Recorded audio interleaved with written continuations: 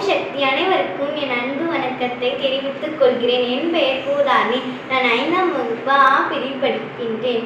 நான் இப்போது ஒரு குட்டி கதை சொல்லப் போகின்றேன். கதையின் தலைப்பு பெற்றோர்கள் நம் கண்ணிமை போல். ஒரு ஊர்ல ஒரு அரசர் இருந்தாராம். அந்த அரசர் அந்த ஊர்ல நிறைய முதியவர்கள்லாம் இருந்தாங்களாம். அவங்களால எந்த பயனும் இல்லாதனால கண் காணாத இடத்துல போய் விட சொல்லி உத்தரவிடுறாராம். அந்த உத்தரவை கேட்ட மக்கள் எல்லாருக்குமே ரொம்ப கஷ்டப்படுறாங்களாம்.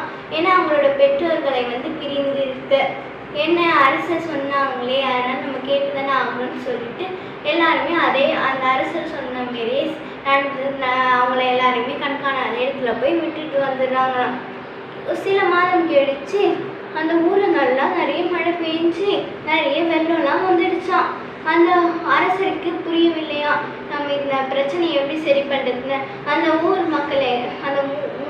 மக்களுக்கு எல்லாருமே சொல்றாரா, இந்த வெள்ளத்துக்கு யார் கரெக்டான தீர்ப்பு சொல்றீங்களோ அவங்களுக்கு நான் நிறைய பரிசுலாம் கொடுக்குறேன் அப்படின்னு சொல்லியிருக்காராம். அதை கேட்டு எல்லாருமே ஒரு இது சொல்றாங்க. ஆனா அதுல முருகன் ஒருத்தர் மட்டும்தான் கரெக்டான பதில் சொல்றாராம். அதனால அவருக்கு நிறைய பரிசு கொடுத்து அந்த பிரச்சனையை முடிச்சிடுறாங்களாம். இன்னும் சில மாசம் கழிச்சு கொஞ்சம் வந்துடுச்சான். அந்த அரசர் அதே மாரி சொன்னாரா, இந்த பிரச்சனை யார் சரி செய்யறீங்களோ அவங்களுக்கு நான் நிறைய பரிசும் தங்க காசும் கொடுக்குறேன்னு சொன்னாரா. அதை கேட்டு எல்லாருமே ஒரு கருத்து சொல்றாங்களாம். ஆனா அதுல முருகன் மட்டும் அதுலயும் கரெக்டா சொல்றானா.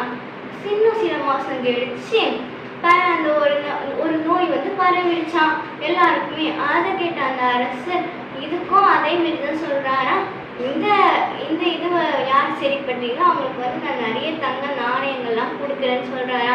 அதை கேட்ட ஒரு மக்கள் எல்லாரும் சொல்றாங்க. ஆனா அதுல முருகன் சொல்றது அதுலயும் சரியாட்டா அந்த பிரச்சனையும் சரி செய்யறாரா அந்த அரசர். அதுக்கப்புறம் சில நாள் கழிச்சு அந்த அரசருக்கு ஒரு இது வருதான். ஏன் எல்லாருமே நிறைய கருத்து சொன்னாங்க, ஏன் முருகன் மட்டும் கரெக்டா அந்த கருத்து சொன்னான்னு அவருக்கு தெரியல. அதனால அந்த முருகனை கூப்பிட்டு கேட்கிறாராம், நீ மட்டும் எப்படி அந்த இது எல்லாத்துக்கும் கரெக்டான ஒரு பதில சொன்ன அப்படின்னு கேட்டதுக்கு அந்த முருகன் சொன்னாரா, நீங்க எல்லாரையும் அந்த முதியவர்களெல்லாம் 70 வயதுக்கு மேலப்பட்ட முதியவர்களெல்லாம் நீங்க கண்காணாத இடத்துல போய் விட்டீங்கல்ல. ஆனா என்னோட அப்பா மட்டும் என்னால் பிரிஞ்சு இருக்க முடியல, அதனால எங்கள் வீட்டிலேயே எங்கள் அப்பா மட்டும் ஒழிச்சு வச்சிருந்தேன். அதுக்கப்புறம் அந்த கேட்ட அரசர், நம்ம என்னடா இவன் மட்டும் ஒழிச்சு வச்சிருக்கானே, இன்னும் ஏன் ஒழிச்சு வச்சிருந்தேன்னு கேட்டதுக்கு நான் எங்கள் அப்பாவை எனக்கு ரொம்ப பிடிக்கும்னு சொன்னானா. அப்போதான் அவருக்கு புரிஞ்சுதான் இந்த பிரச்சனை எல்லாம் அந்த முருகன் சொன்னானா, இந்த பிரச்சனை இந்த விடையெல்லாம் நான் சொல்லலை, எங்கள் அப்பா தான் சொன்னார்.